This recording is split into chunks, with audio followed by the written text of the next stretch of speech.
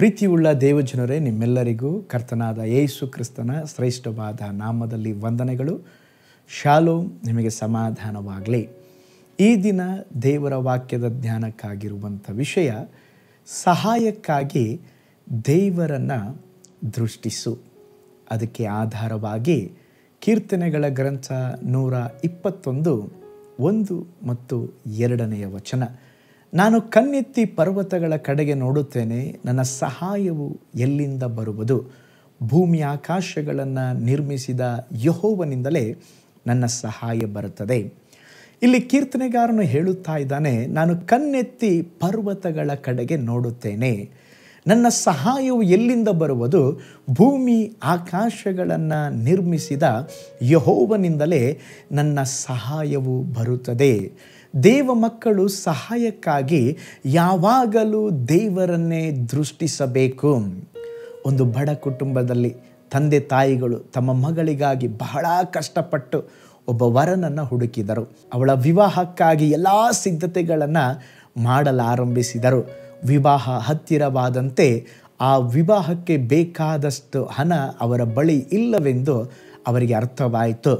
ಆಗ ಹಣ ಸಹಾಯ ಮಾಡುತ್ತೇನೆಂಬುದಾಗಿ ಹೇಳಿದವರು ಕೊನೆಯ ಗಳಿಗೆಯಲ್ಲಿ ಎಲ್ಲರೂ ಕೈ ಬಿಟ್ಟು ಬಿಟ್ಟರು. ಈ ಸಮಯದಲ್ಲಿ ಆ ಬಡ ತಂದೆ ತಾಯಿಗಳಿಗೆ ಏನು ಮಾಡಬೇಕು ಗೊತ್ತಾಗಲಿಲ್ಲ.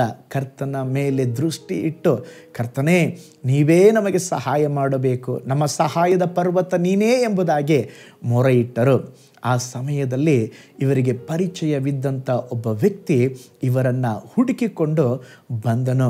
ಅವನು ಹೇಳಿದನು, ಅಯ್ಯ, ಅನೇಕ ವರ್ಷಗಳ ಹಿಂದೆ ನಾನು ಒಂದು ಸಂದರ್ಭದಲ್ಲಿ ಕಷ್ಟದಲ್ಲಿದ್ದಾಗ, ಹಣಕ್ಕಾಗಿ ನಾನು ಕಷ್ಟಪಡುತ್ತಾ ಇದ್ದ ಸಮಯದಲ್ಲಿ ನೀವು ಸಹಾಯ ಮಾಡಿದ ವಿಷಯ ನಿಮಗೆ ನೆನಪಿದೆಯಾ ಎಂಬುದಾಗಿ ಕೇಳಿದರು. ಅದಾಗಿ ಎಷ್ಟೋ ವರ್ಷಗಳಾಗಿತ್ತು. ಆಗ ಈಗ ದೇವರು ನನ್ನನ್ನು ಬ್ಲೆಸ್ ಮಾಡಿದ್ದಾರೆ, ನನ್ನ ಪರಿಸ್ಥಿತಿ ಚೆನ್ನಾಗಿದೆ, ಆದುದರಿಂದ ನಿಮ್ಮ ಮಗಳ ವಿವಾಹ ಎಂಬುದಾಗಿ ಕೇಳಲ್ಪಟ್ಟೆ, ದಯವಿಟ್ಟು ಈ ಹಣವನ್ನು ನಿಮ್ಮ ಮಗಳ ವಿವಾಹಕ್ಕೆ ತೆಗೆದುಕೊಳ್ಳ್ರಿ ಎಂಬುದಾಗಿ ಕೊಟ್ಟನು. ಅವರು ವಿದೇಶದಲ್ಲಿ ಕೆಲಸ ಮಾಡುತ್ತಾ ಇದ್ದರು.